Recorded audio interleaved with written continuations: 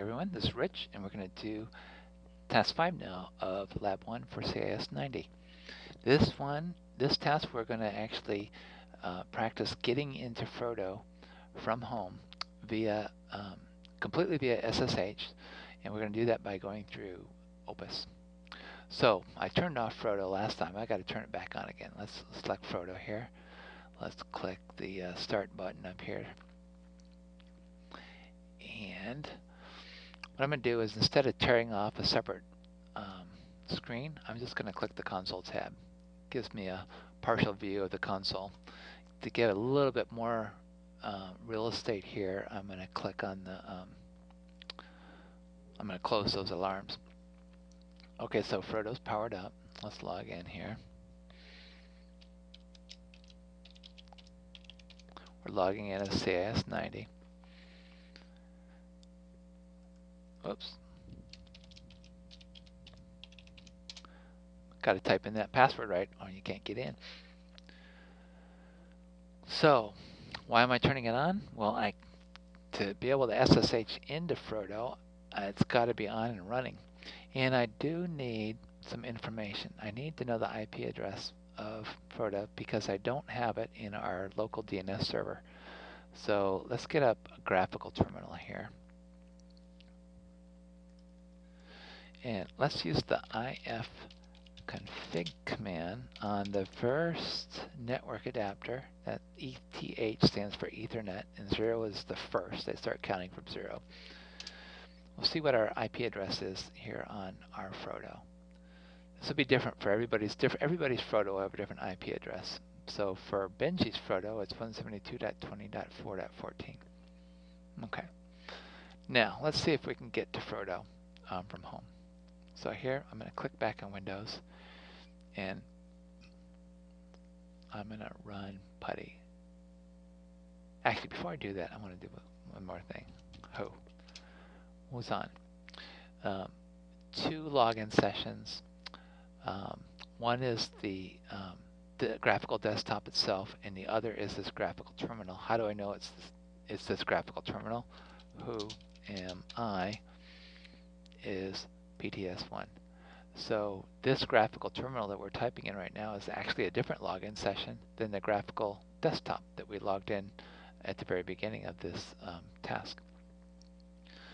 Okay, now let's get in from home. Run PuTTY, and we'll go to Opus. We'll log in as simben90.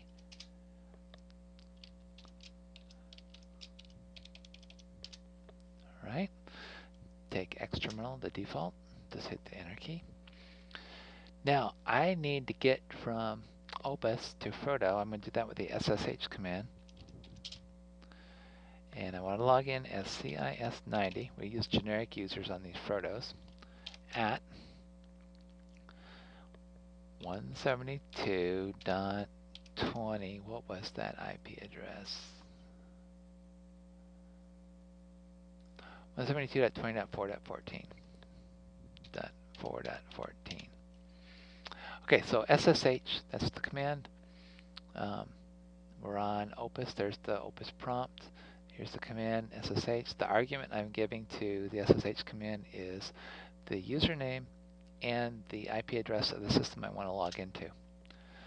Okay, for the first time I get the warning that says, is this really who you think it is? And I'm going to say yes, because I know that's Frodo.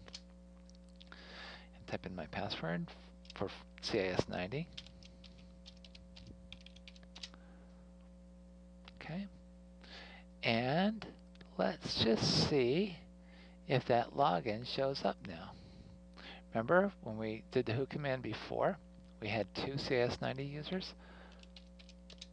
Now we've got 3, and look at that. The last one is logged in from, remember, that's the official host name for Opus. That's PTS2, that one came in on PTS2. So if we go over here and do a who am I, sure enough, PTS2. PTS2. So we got in from home over here using SSH onto Frodo. We can use all of our commands that we've learned.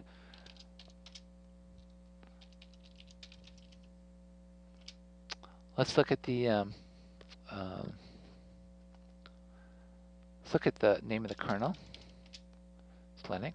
Let's look at the name of the distro. It is Ubuntu. It's version 12.04. Long-term support.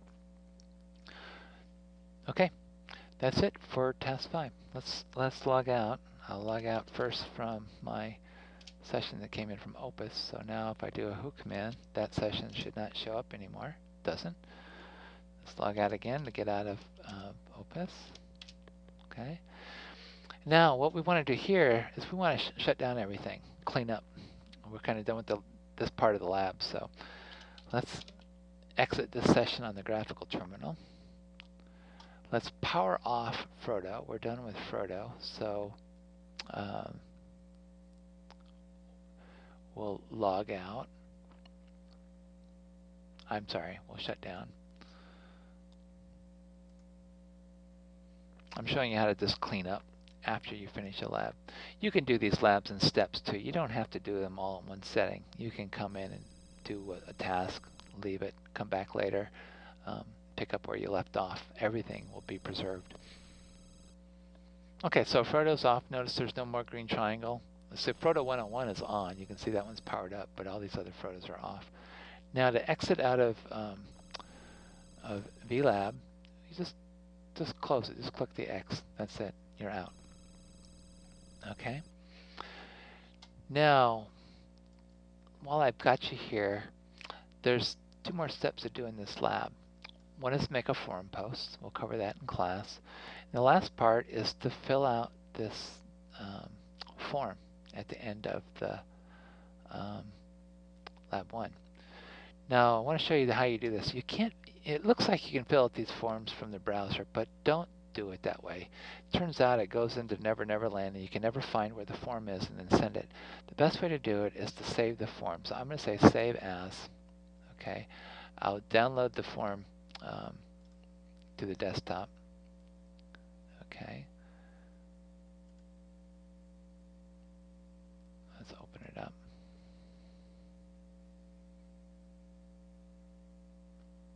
There it is.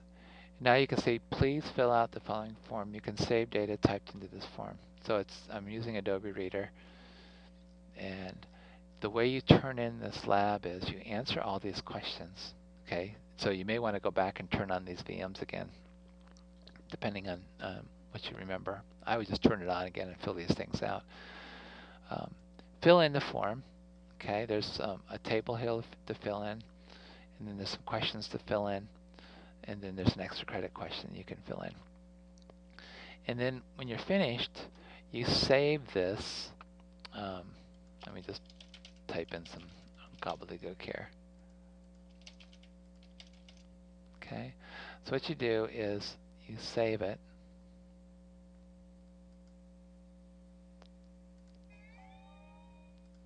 All right, and then what you do is you email that to me as an attachment.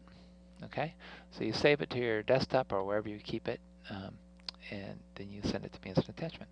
Okay, so that's that. We are done with task 5 and hope that helps.